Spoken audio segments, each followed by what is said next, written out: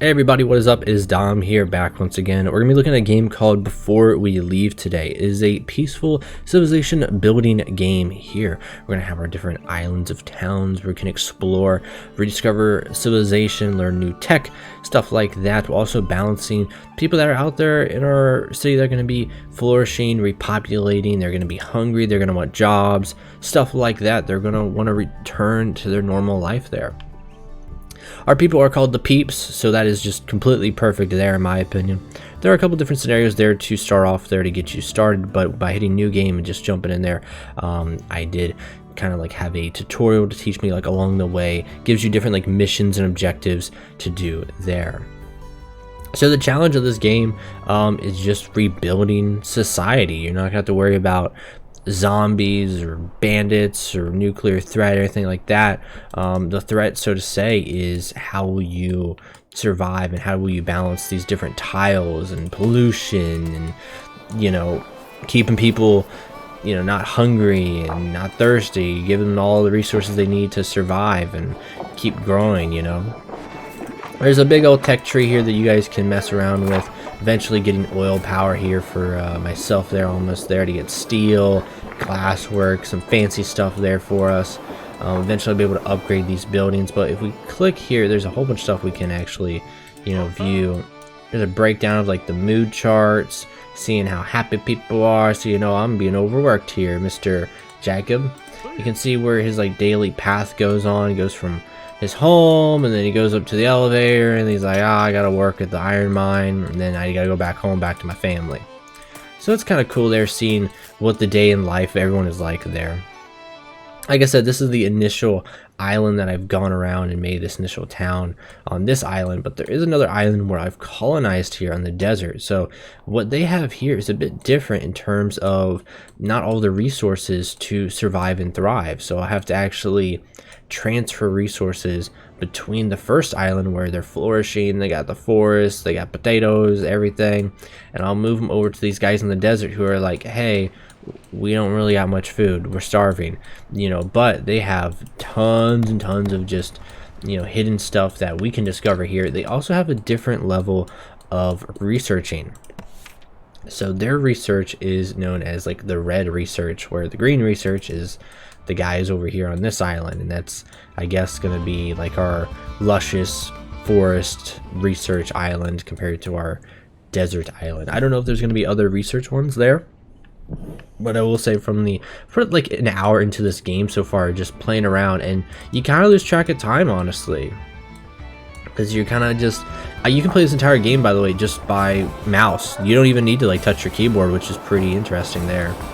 So we go around here, let's check out some of the stuff we can build. So on the left hand side, we do have some roads we can build out, and we can see that my population is maxed out there. Over here we got 5 out of 8, so we haven't got everyone moved in. We only have 5 peeps here out of the initial 8.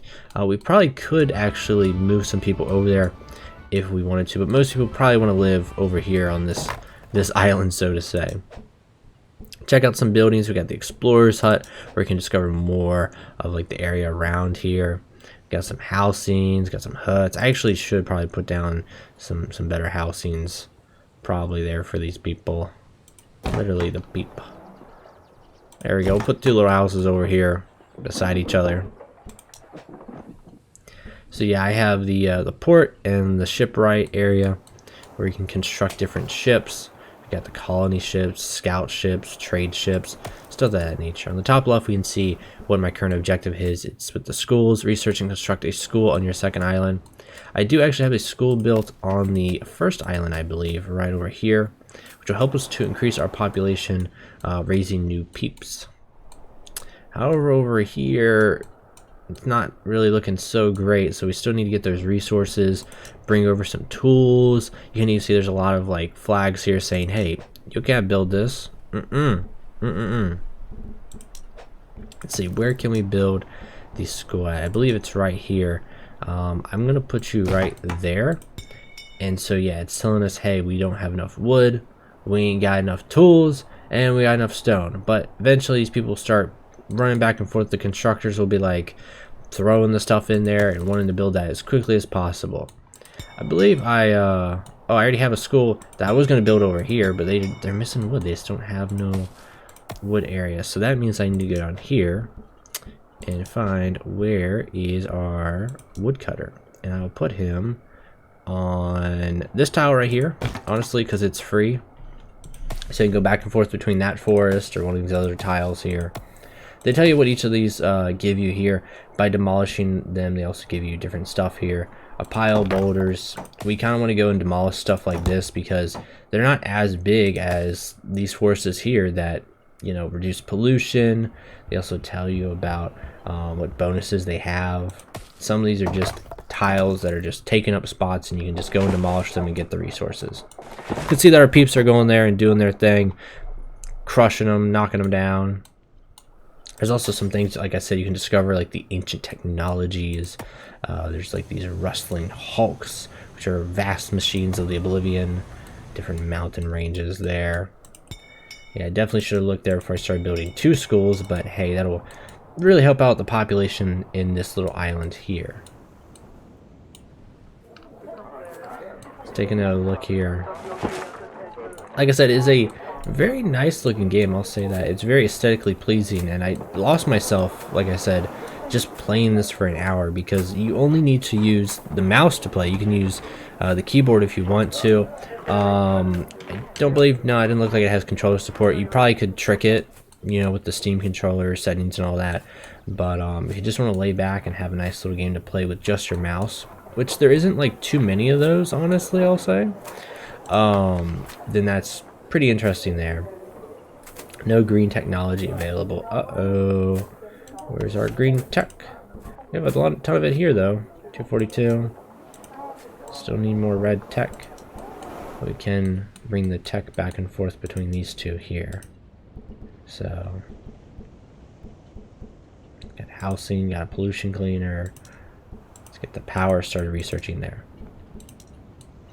But everyone, that is, before we leave, a small little look at the game here. Tell me your thoughts on it, and tell me how your civilization is thriving and whatnot.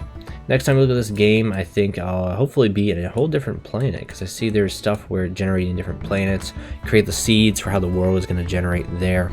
The game comes out on May 13th, so just in a couple of days from when this video drops. You can pick it up early, actually, for $14.99 before it goes to the main price of $19.99.